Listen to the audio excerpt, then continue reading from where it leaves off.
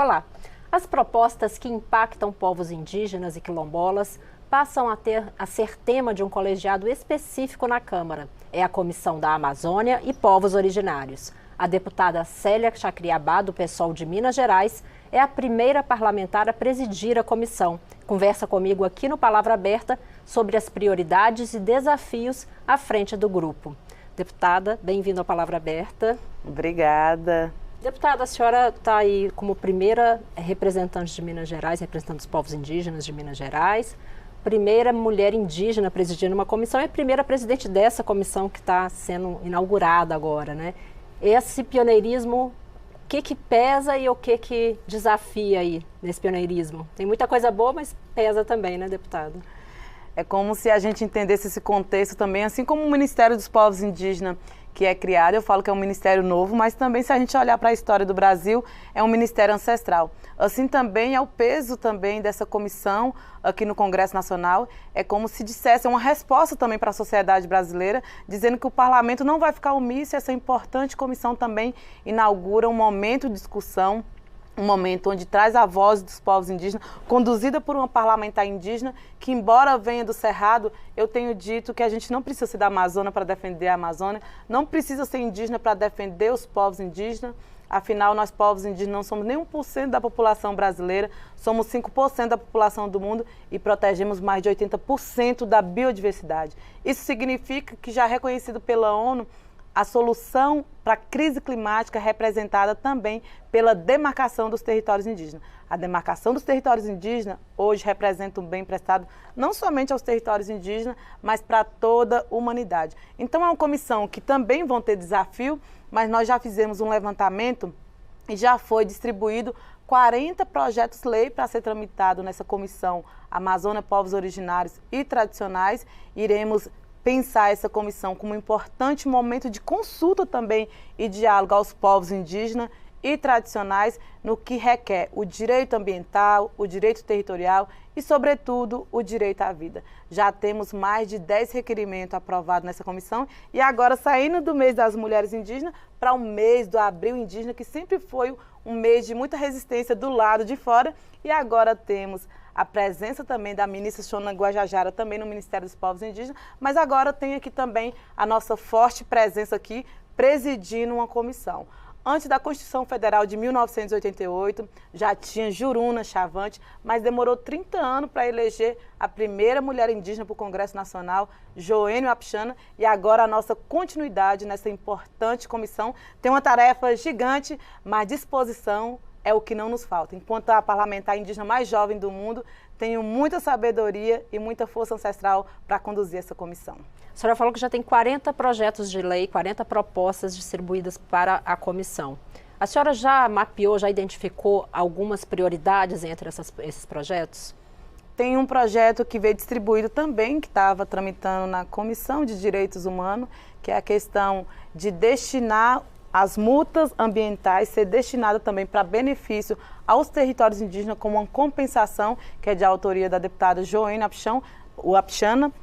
E aí é um dos projetos que a gente quer também que se tramite também para a gente entender até que ponto os parlamentares também têm a sensibilidade desse projeto que precisa ser tramitado aqui com uma responsabilidade importante relacionada à questão e o impacto ambiental. Mas o que eu tenho chamado no parlamento, principalmente no plenário principal e a esta comissão também, que quando se trata das questões ambientais, do direito à água, do direito à comida, da soberania, mas sobretudo da saborania alimentar e das questões do impacto da mudança climática, precisa ser tratada nessa casa como uma responsabilidade não somente partidária da pessoa que faz parte de tal partido ou de outro partido. A questão ambiental hoje no Brasil e no mundo é uma questão humanitária. Então, as pessoas que se colocam como adversário a esta pauta não é adversário político, mas adversário humanitário. A exemplo disso, hoje no plenário principal, também está prevista a tramitação do PL 1151, que é do mercado de carbono. Isso tem impacto diretamente aos territórios, porque se nós, povos indígenas, não somos nem 1% da população brasileira, somos 5% da população do mundo e protegemos 80% da sociobiodiversidade, precisamos falar dessa pauta de mercado de carbono, porque não podemos somente transferir o problema.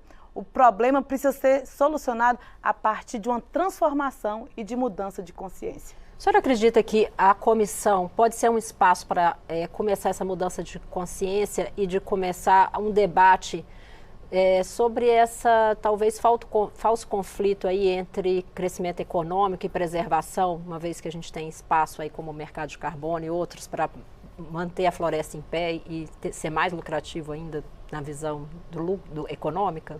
Eu falo que se as pessoas realmente estão preocupadas com a economia, não vai existir nem dinheiro se não existir planeta. Então é preciso pensar em transição. Nós estamos no momento de pensar transição.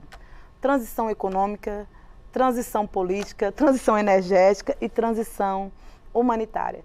Quando nós falamos de humanidade, eu falo que somente sabe ser um bom humano aqueles e aquelas que sabem ser água, aqueles e aquelas que sabem ser semente, porque nesse momento afeta os povos indígenas diretamente. Mas se as pessoas não se sentem sensibilizadas, porque não está sujeito a morrer pelos conflitos ambientais ou territoriais, nós vamos morrer pelo mal em comum, que é pelo veneno que chega na nossa mesa. Olha, independente de questão social, o quanto que aumentou, por exemplo, o câncer na sociedade brasileira. Então nós estamos falando de algo grave. O que vocês têm a ver com a água que chega na sua casa? O que vocês têm a ver com o ar que chega também na sua casa? E se a gente pensar aonde o desmatamento começa? Muitas das vezes o desmatamento começa na nossa mesa. Mas nós temos discutido, nós mulheres indígenas temos discutido que é preciso pensar uma bioeconomia. Porque reflorestar não é somente reflorestar do lado de fora. Nós temos um desafio, um compromisso importante de reflorestar as consciências, reflorestar o lado de dentro. Dentro desse plenário, nós sabemos que tem pessoas de interesses econômicos e políticos diferentes. Mas o que eu tenho me posicionado, tanto no plenário como na comissão, é trazer as pessoas para essa mudança de consciência, entender nós povos indígenas não como inimigo, mas como um bem importante, porque não vai existir floresta de pé se continuar com sangue indígena no chão. Deputada, a senhora falou aí de bioeconomia. A senhora podia falar assim de uma forma bem simplificada para quem nunca ouviu falar desse termo, o que seria a bioeconomia? É uma economia sustentável. Quando eu entrei na Universidade de Brasília, eu sou formada, tenho um mestrado em desenvolvimento sustentável. E quando pensou em desenvolvimento, começou a falar desenvolvimento sustentável. Mas essa palavra também foi capturada para um outro lugar. Eu acredito mais, a bioeconomia tem a ver com isso, em reenvolvimento sustentável. É algo que nasce do lado de dentro e que é pensado numa pequena escala, mas que seja sustentável. Eu digo isso porque viajando pela Europa, em 12 países e 20 cidades, a Itália perguntou, mas como que a gente garante que estamos realmente comprando da economia solidária, de um alimento saudável? Como que a gente garante que estamos fazendo isso? Eu falei, a pergunta e nem a resposta é essa. Se os próprios países, é importante a importação e a exportação, mas se os próprios países não começar a repensar o modelo de uma transição econômica para pensar uma bioeconomia também a partir da produção local, dificilmente a gente vai conseguir combater e romper com o aceleramento das mudanças climáticas. As mudanças climáticas, as pessoas se assolaram também com a pandemia, com a falta de oxigênio. Imagina, nós vamos entrar numa outra crise de oxigênio que é causada pelas mudanças climáticas. Mas o bom é dizer que ainda dá tempo. Nós somos a última geração a poder fazer alguma coisa para barrar a crise climática. Então esse compromisso é dos povos indígenas, mas é de toda a sociedade. E o parlamento tem compromisso nisso, porque nós precisamos pensar em lei que não nos mate.